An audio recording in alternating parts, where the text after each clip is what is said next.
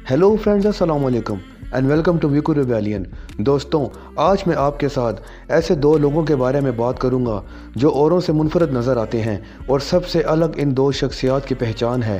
पहले हिस्से में हम बात करेंगे दुनिया के सबसे छोटे कद रखने वाले शख्स के बारे में, जिनका नाम चंद्रा बहादुर है। इनका कद 1 फुट बताया जाता है। चंद्रा बहादुर 30 नवंबर 1939 को नेपाल में पैदा हुए।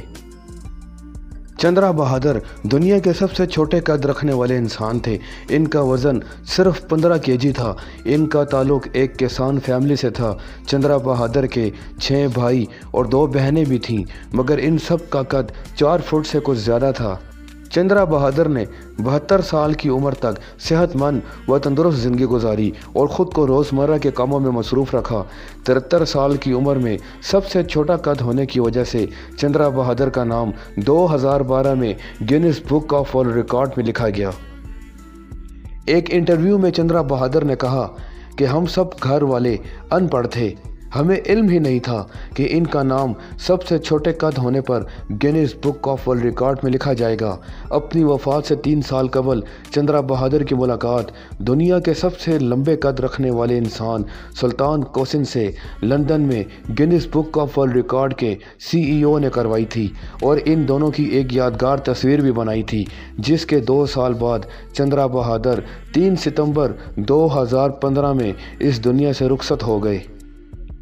अगले हिस्से में हम बात करेंगे दुनिया के सबसे लंबे कद रखने वाले शख्स सुल्तान कोसिन की, जो कि 10 दिसंबर 1982 को तुर्की में पैदा हुए थे, जिनका कद 8 फुट 2 इंच है, जो अपना नाम Guinness book of world record में लिखवा चुके हैं। सुल्तान कोसिन लंबा कद होने की वजह से सही तरीके से चल भी नहीं सकते थे।